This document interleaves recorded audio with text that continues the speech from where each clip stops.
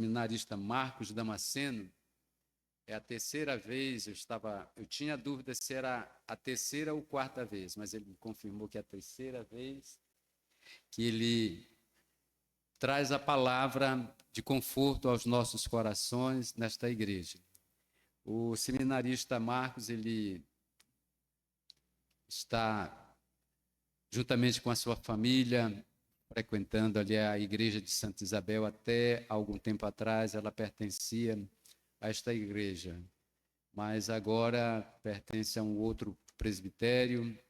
Mas a palavra do Senhor, ela precisa ser proclamada. E hoje nós passamos a palavra neste momento para o seminarista Marcos, que trará não uma palavra da sua intelectualidade, mas a palavra de Deus através do Espírito que é inspirador, o Espírito Santo. Ouça e medite na palavra de Deus.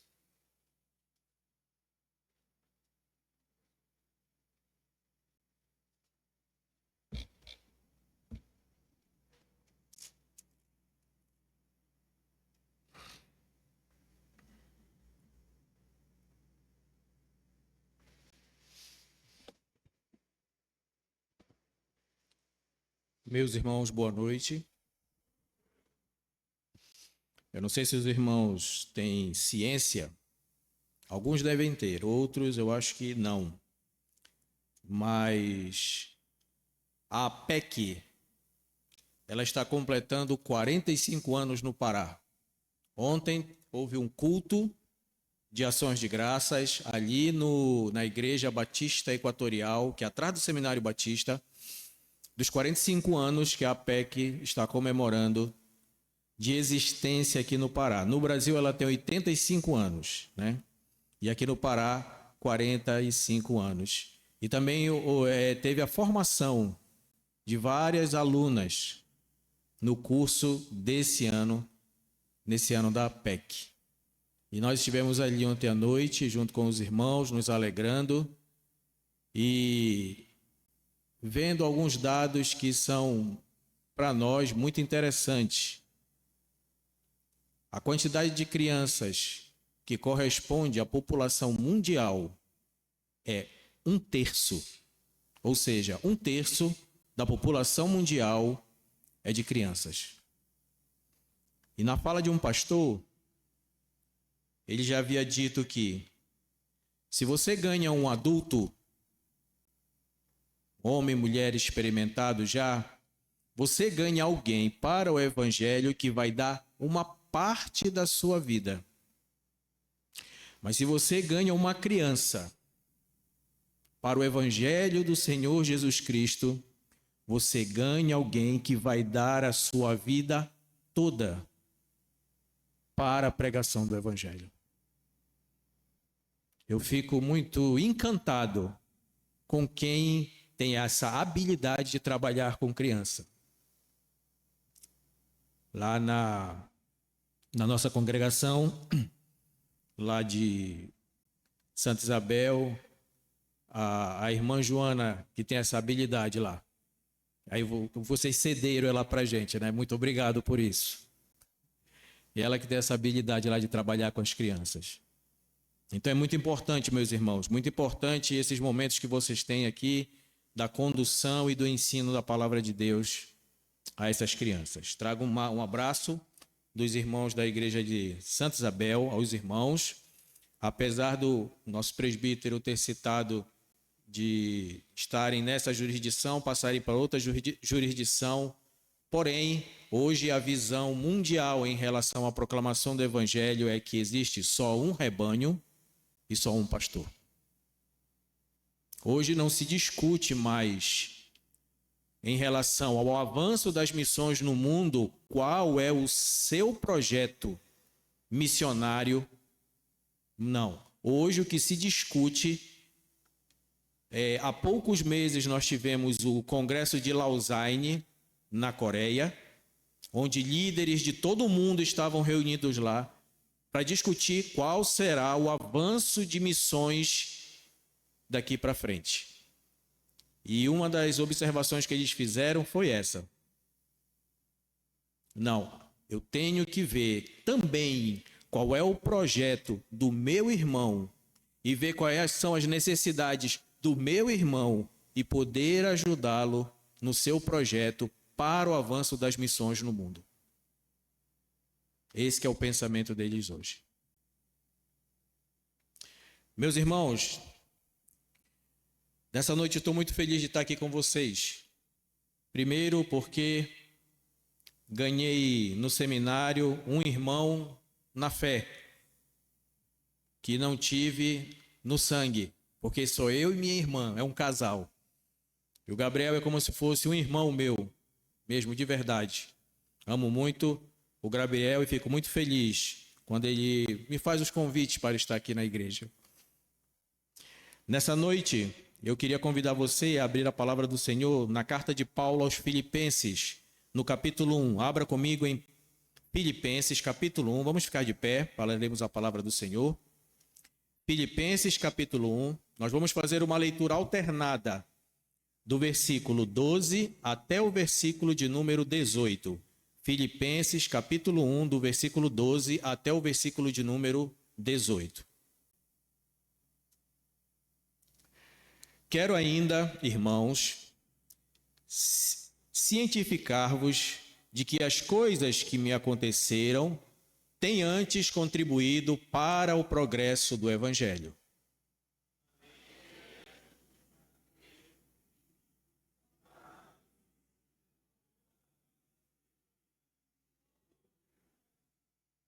E a maioria dos irmãos, estimulados no Senhor por minhas algemas, ousam falar com mais desassombro a palavra de Deus.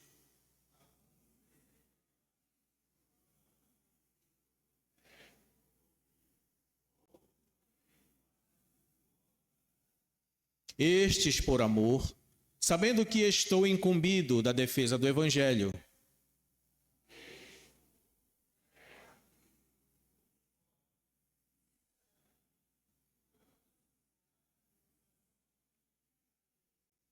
Todavia, que importa? Uma vez que Cristo, de qualquer modo, está sendo pregado, quer por pretexto, quer por verdade. Também com isso me regozijo, sim, sempre me regozijarei. Vamos orar? Pai Santo, obrigado, Senhor, por esta noite. Muito obrigado, Senhor, pelos teus filhos que se reúnem aqui neste lugar. E que se reúnem também espalhados na face da terra.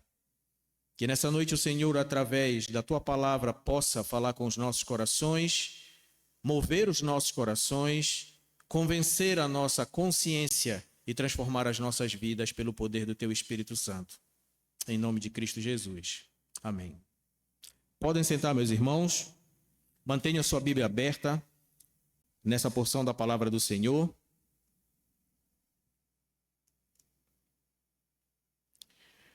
Meus irmãos,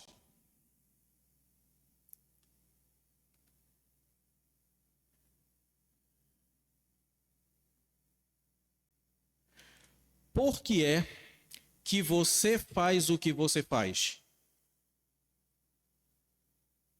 Por que fazemos o que nós estamos fazendo hoje à noite? Por que que ao terminar o culto, depois de termos orado, cantado louvores, lido a palavra do Senhor, ouvido a palavra do Senhor, aprendido da palavra do Senhor,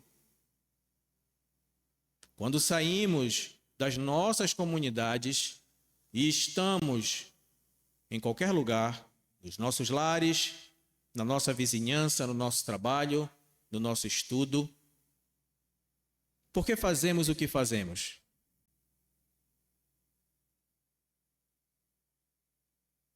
Porque continuamente repetimos, domingo após domingo, a nossa liturgia.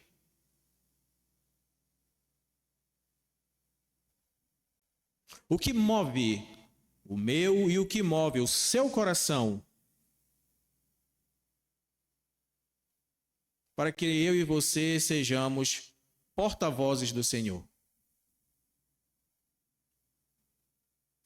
A carta que Paulo escreve à igreja de Filipos é conhecida, ela tem um título que foi dado a ela, justamente por uma repetição que acontece várias vezes na carta de Paulo aos Filipenses. Ela é conhecida como a carta da alegria. Filipenses é conhecido como a carta da alegria, porque em vários momentos Paulo, ele vai repetir e reforçar essa expressão: alegrai-vos sempre no Senhor, outra vez vos digo, alegrai-vos. É Paulo incentivando a mim e a você. Paulo vai fazer esse incentivo. Porém, se você perceber o contexto da carta aos Filipenses, em que Paulo está, não tem nada de alegre. Eu e você, nós sabemos que Paulo aqui nesse momento, ele está preso em Roma. Paulo saiu da sua prisão domiciliar e agora Paulo vai encarar as angústias e as torturas de uma prisão romana, de um calabouço. Mas mesmo assim, Paulo vai repetir várias vezes na sua carta: alegrai-vos sempre no Senhor. Outra vez vos digo, alegrai-vos. E nesse trecho que nós lemos aqui, é muito interessante que Paulo vai dividir essa pequena porção aqui em 3 partes.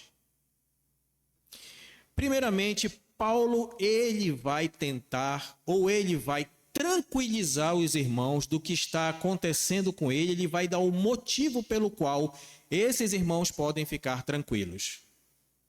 Depois, Paulo vai fazer um incentivo aos irmãos.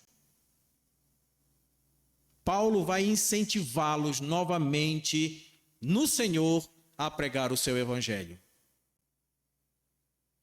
E, finalmente, no final desse pequeno trecho, Paulo, ele vai demonstrar a soberania do Senhor na condução da sua igreja. E isso no meio de muitas incertezas, de muita hostilidade, de muito sofrimento, de muita luta. Paulo não tinha uma bola de cristal. Mas mesmo assim, Paulo vai continuar incentivando a esses irmãos e dando essa certeza da soberania de Deus nas Escrituras. Muito bem. Inicialmente, você pode perceber comigo que Paulo inicia esse trecho dizendo para os irmãos o seguinte, ele diz: quero ainda, irmãos, cientificar-vos de que as coisas que me aconteceram têm antes contribuído para o progresso do Evangelho. Paulo está dizendo aqui para esses irmãos da igreja de Filipe: meus irmãos, eu quero que vocês fiquem tranquilos. Fique tranquilo, não se preocupem, não se perturbe. Porque o que me aconteceu não serve para impedimento do Evangelho. Pelo contrário, serve para o seu progresso. A pergunta que eu e você fazemos para o texto é: o que foi que aconteceu com você, Paulo, que serve para esse progresso do Evangelho? O que aconteceu com Paulo? Abra sua Bíblia comigo lá em Atos capítulo 16.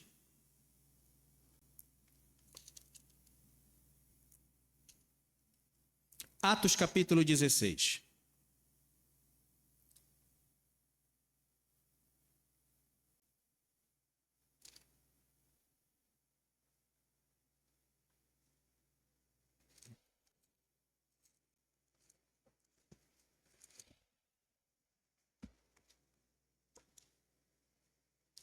Em Atos 16, você vai poder localizar quando Paulo plantou essa igreja em Filipos.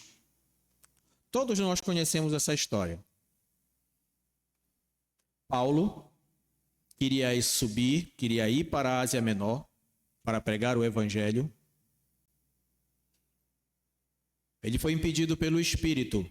O texto não diz como foi esse impedimento. Só diz que ele foi impedido pelo Espírito. E ele tentou ir por outro caminho e novamente foi impedido. Parece que Paulo não estava entendendo muito o recado. E à noite teve que aparecer um varão macedônio no sonho de Paulo e disse: passa a Macedônia e ajuda-nos. Aí Paulo: agora eu entendi. Querido, não é só Paulo, quer dizer, não é só você que às vezes não entende o que Deus está falando com você. Paulo também. O grande campeão de Deus.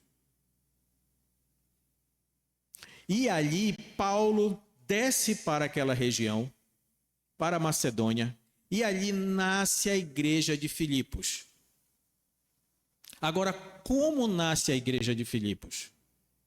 Primeiramente, você vai observar na sua Bíblia que a primeira convertida da igreja de Filipos foi uma mulher. Está vendo como as mulheres são extremamente importantes no trabalho da igreja? Ontem a SAF completou 140 anos de existência. 140 anos de existência. E ali, na beira do rio, Lídia se converte. Depois, o próximo membro da igreja de Filipos é uma endemoniada. Uma moça que adivinhava, começou a dizer várias coisas: tu és filho do Deus vivo, ele é filho do Deus vivo, e Paulo expulsou o demônio daquela moça. Só que o problema é que aquela moça dava lucro para aquelas pessoas. O lucro acabou. Eles se aborreceram, mandaram prender Paulo. Terceiro convertido da igreja de Paulo foi um guarda da prisão, o centurião da prisão. E Paulo, naquela situação, preso depois de ter apanhado bastante, ele e Silas, acontece tudo aquilo na prisão e o carcereiro se converte. E depois, Paulo é expulso daquela cidade e é plantado ali uma igreja em Filipos. Só que o que Paulo está dizendo aqui para a gente, além disto aqui que aconteceu, as coisas que me aconteceram, Paulo ele está sendo mais abrangente do que isso. Paulo era aquele tipo de pessoa que ele tinha sido treinado para não perder uma discussão. Quando você observa a expressão que ele foi e estudou aos pés de Gamaliel, você precisa entender que Paulo estudou com alguém que treinava as pessoas para não perder uma discussão. E Paulo, ele era especialista nisso. Não era qualquer pessoa que ia chegar com Paulo e ia convencer ele. Não. Como é que nós sabemos disso? Porque teve que aparecer o próprio Cristo e convencer a Paulo ali na estrada de Damasco. Homem nenhum conseguiria convencer a Paulo. Ele era esse tipo de pessoa. Depois disso, Paulo se converte e tenta pregar. Ele é rechaçado pela igreja de Jerusalém. Precisou ouvir Barnabé para acolhê-lo. Você já imaginou isso? Você, com as melhores intenções para falar da palavra de Deus, para pregar o evangelho de Cristo, e as pessoas olham com desconfiança para você. E o pior de tudo é que aonde Paulo chegava, ele fazia uma confusão. O texto vai dizer que ele discutia com os outros. E o que foi que a igreja de Jerusalém disse? Pega esse camarada, manda ele para a Galácia, que ele vai dar problema aqui. O que é que acontece? O texto é claro. Ele diz que depois que Paulo saiu, a igreja teve paz. Imagine isso no ministério de alguém. Você sai de um lugar e o lugar tem paz e o lugar começa a crescer. Isso foi o que aconteceu com o apóstolo Paulo. Depois disso, Paulo entra nas cidades, prega e ele é apedrejado. Paulo é denunciado pelos seus próprios irmãos. Paulo é barrado pelo Espírito Santo. Note bem que quando o Espírito Santo escolhe 2 homens para pregar o evangelho, ele diz: separai-vos para mim Barnabé e Saulo. É primeiro Barnabé. Saulo está sempre à sombra de Barnabé. Naquela lista que ele fala daqueles que serviam, Paulo é o último. Mas era reconhecida toda a capacidade que ele tinha. E Paulo, com o coração cheio de Deus, para pregar o evangelho, e Cristo aparece para Paulo e diz: da mesma forma em que tu deste o meu testemunho em Jerusalém, tu tens que fazer em Roma. Era uma convicção plena. Paulo entra no navio. E o que acontece com o navio? O navio afunda. Ninguém morre. Eles são salvos. Chegam na ilha. Paulo faz uma fogueira. Olha que coisa boa. Todo mundo no mar, molhado, com frio, com fome. Chega na praia, tremendo. O que é que Paulo faz? Uma fogueira para aquecer aqueles homens que estavam levando Paulo preso. O que é que acontece? Uma víbora morde a mão de Paulo. Você há de convir comigo que a gente tem que manter uma certa distância da amizade de Paulo. Concorda comigo? Ainda bem que as viagens naquele tempo não eram de avião. Porque se eu estou na fila, vejo o Paulo com a malinha dele, eu já peço para cancelar meu check-in.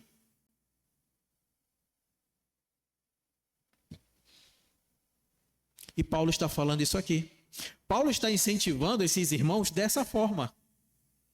Ele está dizendo aqui para esses irmãos de Filipenses: as coisas que me aconteceram, elas estão servindo para o progresso do evangelho.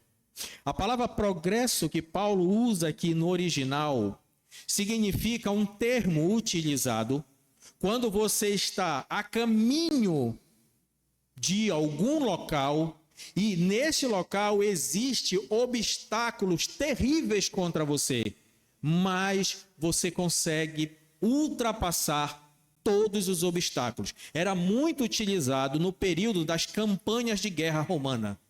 Progresso. A tropa romana está progredindo, está progredindo, está progredindo. Paulo ele está utilizando aqui a sua experiência do passado, aquilo que aconteceu com ele, e que ele não julga como demérito ou como obstáculo, ou como impedimento para que ele pregue a palavra de Deus. De maneira nenhuma. Paulo está dizendo para você hoje também, está incentivando a igreja de Cristo na terra. As coisas que estão acontecendo conosco, meus irmãos, elas não servem para calar as nossas bocas, elas não servem para parar o evangelho, elas não servem para impedir o avanço da missão, não. Ela serve para o progresso do evangelho, porque não depende de mim e de você. O Senhor é o Senhor da igreja. Ele conduz a sua igreja. Paulo sabia muito bem disso. Não é difícil você perceber no livro de Romanos, no texto de Romanos, de Atos, que Atos é um livro teocrático. É Deus quem rege o livro de Atos. É Deus quem conduz através do Espírito Santo o livro de Atos. E é Deus quem conduz a vida desse homem, apóstolo Paulo, independente do que aconteceu com ele, serve para o progresso do Evangelho. Eu não sei da sua vida, sei da minha, mas eu não sei o que acontece com você. Eu não sei qual é a sua batalha, eu não sei qual é a sua dificuldade, eu não sei qual é o seu medo, eu não sei qual foi a sua decepção, a sua desilusão. Mas tudo isso, em Cristo Jesus, precisa servir para o progresso do Evangelho. A semelhança do que aconteceu com o apóstolo Paulo. Aqui, nessa carta. Paulo agora, no versículo 13, ele vai demonstrar como isso aconteceu. Ele diz: de maneira que minhas cadeias em Cristo se tornaram conhecidas de toda a guarda pretoriana e dos demais. Meus irmãos, o Evangelho está avançando aqui em Roma. E como é que eu posso provar isso? É que todo aquele que olha para mim, que olha a minha vida, que olha aquilo que eu falo, aquilo que eu digo, aquilo que eu faço, ele conclui uma coisa: esse homem, ele está preso por causa de Jesus. É isso que Paulo está dizendo aqui. De maneira que as minhas cadeias em Cristo são conhecidas preste atenção na palavra que ele usa, de toda guarda pretoriana. E depois ele faz uma distinção, ele diz: e dos demais. O apóstolo Paulo aqui dá uma outra lição para nós e para aqueles irmãos de Filipos. Paulo está dizendo aqui para mim e para você que se Deus agir na minha vida e na sua vida, qualquer coisa pode acontecer. Se Deus agir na minha vida e na sua vida, qualquer coisa pode acontecer. Não há família tão desestruturada que Deus não possa estruturar. Não há igreja tão quebrada que Deus não possa levantar. Não existe filho tão perdido que Deus não possa alcançar. Não existe tribo, etnia tão distante que Deus não possa transformar. Qualquer coisa pode acontecer. A prova, querido, está aqui. Quem, em sã consciência, no domínio das suas faculdades mentais e psicológicas, naquele tempo de extrema perseguição, iria entrar dentro do quartel da guarda pretoriana e dizer: não é César que é o Senhor, é Jesus que é o Senhor. Quem? Quando eles imaginariam que o Evangelho de Cristo seria pregado dentro da guarda pretoriana? Nunca passou pela cabeça deles. Isso nunca foi ventilado. Essa possibilidade nunca existiu para eles. Porém, se Deus agir na sua vida, na minha vida, como ele agiu na vida de Paulo, qualquer coisa pode acontecer. Até o Evangelho ser pregado dentro do lugar de maior hostilidade do Evangelho. Por que Paulo estava preso? Justamente por isso. Porque para Paulo, César não era Quírios. Quírios era Jesus. Jesus é o Senhor. E Paulo está dizendo isso dentro da sede. Imagina, todo dia, 4 guardas se revezavam. Um era amarrado a Paulo, algemado a Paulo, e ele ficava lá aquele tempo de horas com Paulo. O que Paulo fazia? Ele pregava. As algemas deles era conhecida da guarda pretoriana, porque eram muitos guardas. Os guardas não se repetiam. Eles diziam: olha, você vai ficar perto do homem mais perigoso do império, cuidado com ele. Por quê? Porque ele estava numa prisão aqui, em Filipos, preso, e a prisão tremeu, quebrou tudo, abriu cela, teve um terremoto maior do mundo. Esse homem é perigoso. Estão dizendo que ele é até mágico. Ele expulsou um espírito que estava numa menina lá. Estão dizendo que ele ressuscita morto. Estão dizendo que ele mesmo já ressuscitou. Ele foi apedrejado até a morte. E depois ele apareceu vivo. Cuidado, esse homem é perigoso. Uma serpente me contaram que até mordeu ele. Venenosa, ele não morreu. Esse homem é perigoso. Cuidado, você vai ficar algemado a ele. Pelo menos 4 horas. O soldado já ia preocupado. Você há de convir comigo. Ficar algemado a Paulo.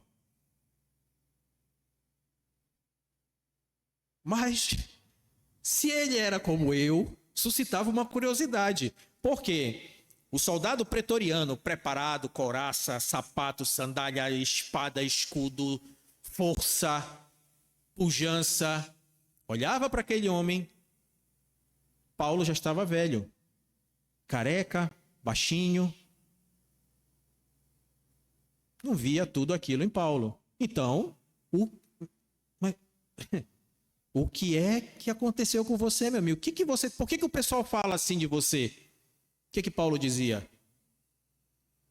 É porque eu faço tudo isso que está acontecendo por amor a Cristo. E ali Paulo começava a pregar o evangelho para aqueles homens, de modo que toda a guarda pretoriana conhecia Paulo. Eu imagino que saía um e o outro chegava e dizia: meu amigo, você vai escutar uma história daquele camarada. Então você não vai perder tempo não. E assim ia. Só que Paulo caracteriza também e todos os outros. Que outros eram esses? Com certeza seriam os de fora. Os da guarda pretoriana e os de fora. O soldado se convertia. E depois ele pregava fora do quartel. E outros conheciam do evangelho de Cristo. Meu irmão, você consegue dimensionar que coisa maravilhosa é essa?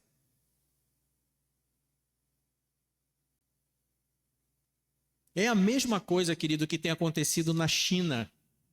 É a mesma coisa que tem acontecido nas prisões de trabalho forçado na Coreia.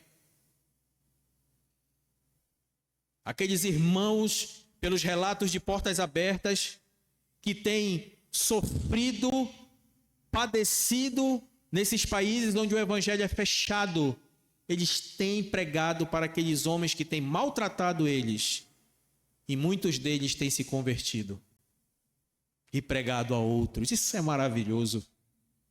Porque quando Deus age, qualquer coisa pode acontecer.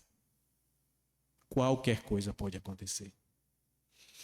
E agora Paulo, ele vai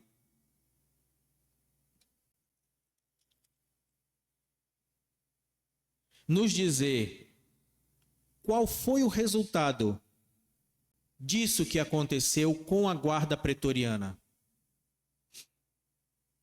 Isso é maravilhoso. Porque aqueles irmãos que estavam ali em Filipos, que viram tudo o que aconteceu com Paulo, você pode imaginar que eles também ficaram sob pesada perseguição. Mas agora aqueles irmãos ali de Filipe, eles olham aonde Paulo está preso, as condições que Paulo está sofrendo. E o que eles percebem? O evangelho está nascendo no lugar mais impróprio que ele poderia nascer. O evangelho está nascendo no último lugar que eu imaginaria que ele iria nascer. Está sendo plantada uma igreja dentro de Roma.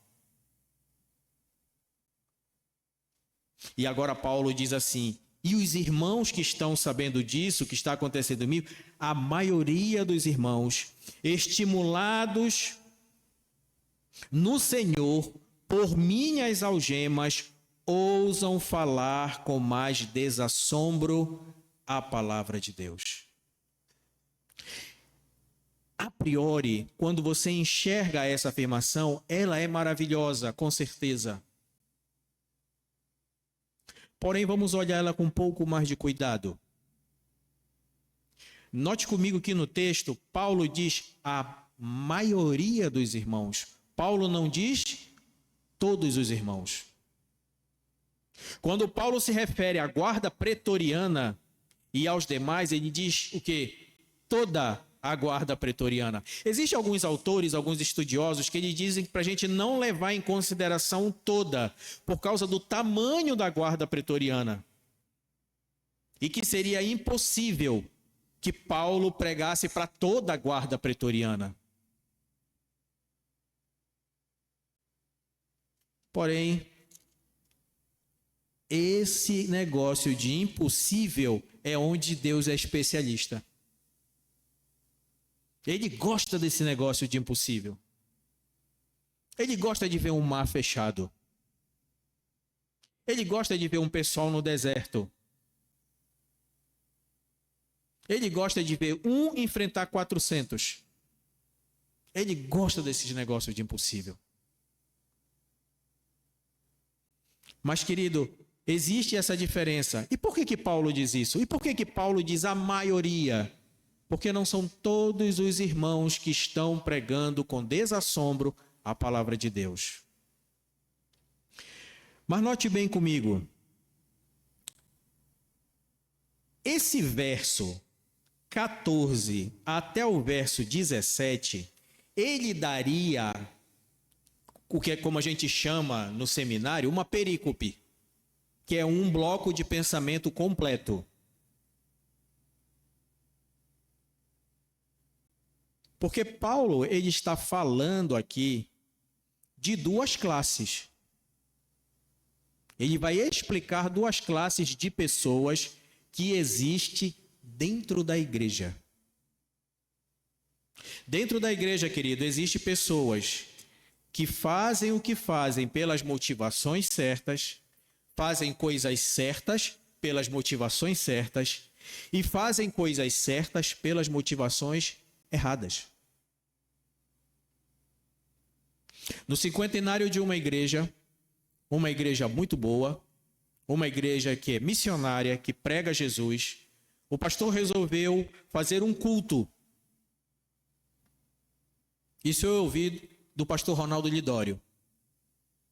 E convidou o pastor Lidório para pregar. E ele foi pregar.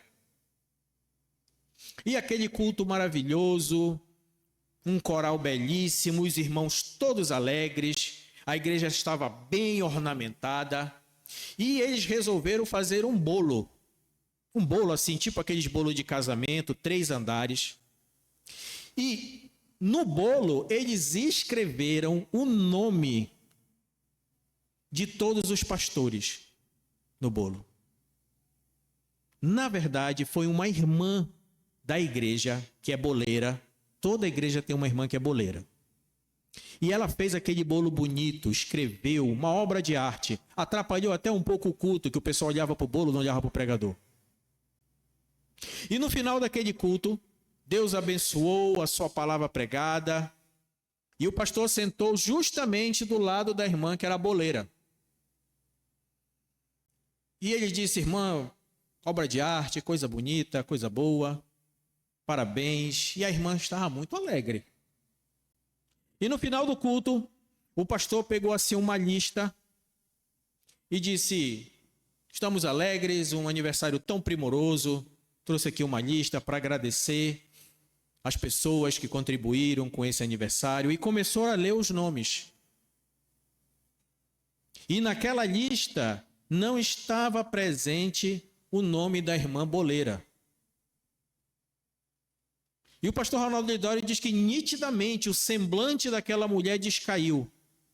Ficou triste, abatida. E o pastor, no final do culto, disse: vamos orar e agradecer ao Senhor por este culto. E enquanto o pastor orava, a irmã reclamava.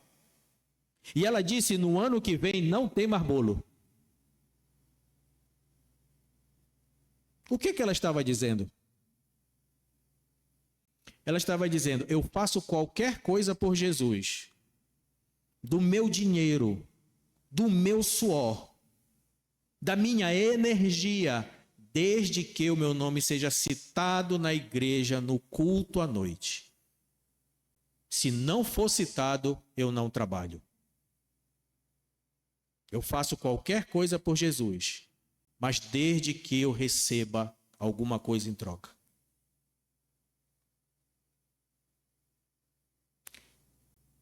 À luz das Escrituras, meus irmãos, não podemos ser como esses irmãos aqui. Precisamos fazer as coisas certas, com a motivação certa. Paulo é bem claro. Todos sabiam das algemas de Paulo. Todos sabiam do que tinha acontecido com ele antes. Todos sabiam como tinha sido fundada a igreja. Todos conheciam o testemunho de Paulo. Mas Paulo vai citar aqui nas Escrituras que a maioria dos irmãos estimulados prega desassombrosamente. Mas alguns efetivamente proclamam a Cristo por inveja e porfia. Outros, porém, o fazem de boa vontade. Estes, por amor, sabendo que estou incumbido da defesa do Evangelho. Aqueles, contudo, pregam a Cristo por discórdia, insinceramente julgando suscitar tribulação às minhas algemas. É interessante eu e você notarmos que Paulo, ele não está dizendo que essas pessoas estão pregando errado. Ele não diz isso aqui. Paulo, ele não está dizendo que eles estão pregando heresia. Paulo não diz isso aqui. Paulo não está dizendo que eles estão pregando um outro evangelho, um evangelho contaminado, adulterado. Ele não está dizendo isso aqui. Paulo caracteriza a pregação verdadeira desses irmãos como por inveja e por porfia. Interesses próprios. Não o interesse do reino. Não existe aquela pergunta de dizer, nesta situação, o que Jesus faria?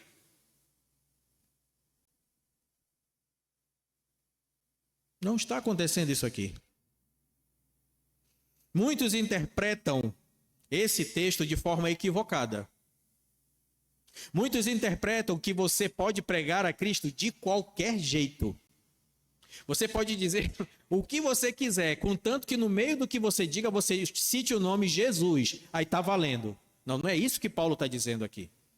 Paulo está dizendo que mesmo os irmãos que pregam por amor e os irmãos que pregam por inveja estão pregando a Cristo. Como é que eu e você sabemos disso? Quando você lê o último versículo. Paulo diz, todavia, que importa?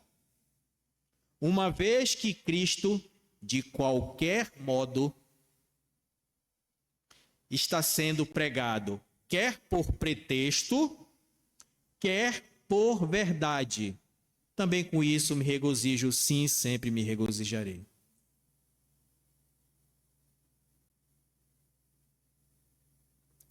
O que esses irmãos estão fazendo aqui, meus queridos, eles estão duvidando do apostolado do apóstolo Paulo. Eles estão falando que se esse homem de fato fosse quem ele é, esse homem não estaria preso.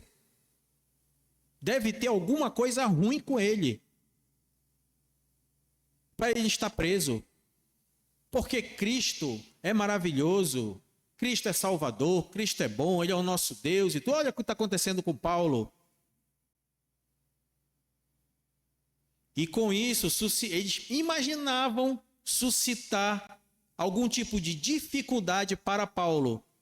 Só que isso não está acontecendo. Quando Paulo diz assim, nesse termo que ele usa, todavia, o que importa? Paulo está dizendo, não adianta. O mundo, a carne e o diabo podem se levantar, mas não adianta. Cristo será pregado. Cristo sempre será pregado. É isso que o apóstolo Paulo está dizendo aqui. Para essas pessoas que estão fazendo por pretexto, fazendo as coisas certas pelas motivações erradas. Precisamos fazer as coisas certas pelas motivações certas. Meus irmãos, na pregação do Evangelho, na pregação da palavra de Deus, você precisa ter convicção da sua fé. Convicção da sua fé. E você só tem convicção da sua fé quando você começa a experimentar a vida cristã. E quando você começa a experimentar a vida cristã, você tem esperança de transformação. Guarde isso nessa noite. Precisa ter convicção da sua fé. Cristo me salvou. Cristo me amou. Cristo derramou a sua graça sobre a minha vida. Por que que você sabe disso? Porque eu ainda luto com a minha carne. Eu ainda luto com os meus desejos.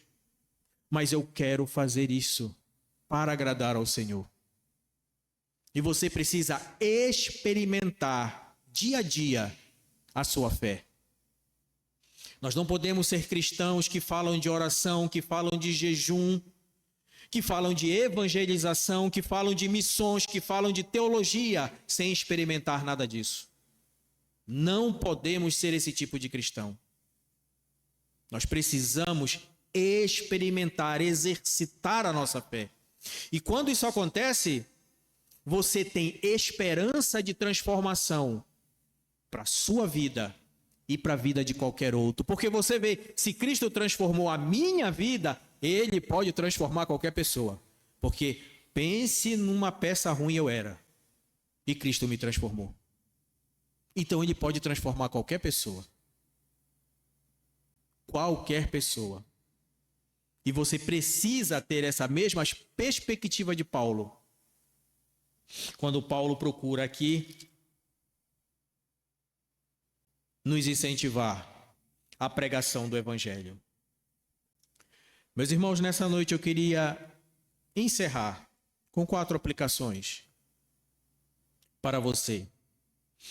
À luz daquilo que Paulo nos ensinou essa noite, animando aquela igreja, mostrando que não existe obstáculos que o Evangelho não possa ultrapassar e nada que o nosso Deus não possa realizar, porque Ele é o dono da igreja. Primeiro, nós precisamos ver Deus em nossas circunstâncias. Nós precisamos ver Deus em nossas circunstâncias. Naquilo que acontece ao nosso redor, naquilo que acontece em nossa casa, naquilo que acontece no nosso ambiente de trabalho, na rua, aonde nós estivermos.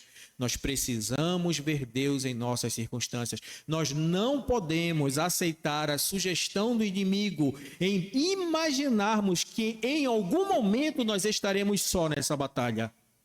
Porque ele disse, eis que estou convosco todos os dias. Todos os dias. Você lê essas linhas aqui, você não tem dúvida que Paulo tinha essa perspectiva. Porque Paulo poderia dizer muito bem para aqueles irmãos escrevendo essa carta: meus irmãos, por favor, me mandem um hipoglós, porque essa algema aqui já está ferindo o meu braço. Essa comida daqui é ruim. Diga para Epafrodito trazer alguma coisa daí boa. Me arruma um colchonete, que eu estou dormindo no chão. Toalha e sabonete. Paulo não diz nada disso. Paulo diz: alegrem-se, porque eu estou alegre aqui. Olha o que está acontecendo com o Evangelho. Isso é uma perspectiva de ver Deus nas suas circunstâncias. Segundo, se inspirem mutuamente. Se inspirem mutuamente. Meus irmãos, nós precisamos considerar que cada vez mais que eu me aproximo de Cristo, cada vez mais que eu faço laços de amizade e de amor com Cristo, eu faço laços de amizade e eu me aproximo cada vez mais do meu irmão. De outra maneira, é inconcebível um evangelho dessa forma. Precisamos ser uma igreja onde o mundo veja que nós nos amamos.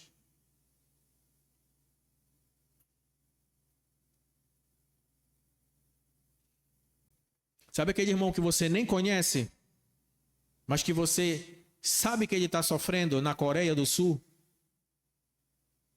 na Coreia do Norte, no Oriente Médio, aqui nos ribeirinhos, nas tribos, aqui nos quilombolas, aqui na alça viária. Ore por ele. Faça uma lista de oração pelos países, pelas cidades. Se você tiver uma oportunidade, mande uma mensagem.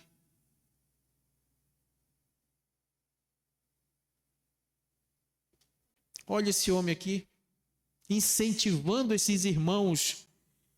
Alguns deles poderiam estar vivendo uma paz no local onde estavam, mas eles são visitados por essa carta do apóstolo Paulo, incentivando esses irmãos. Quem precisava, aos nossos olhos, ser consolado e incentivado era Paulo aqui, mas ele não faz isso.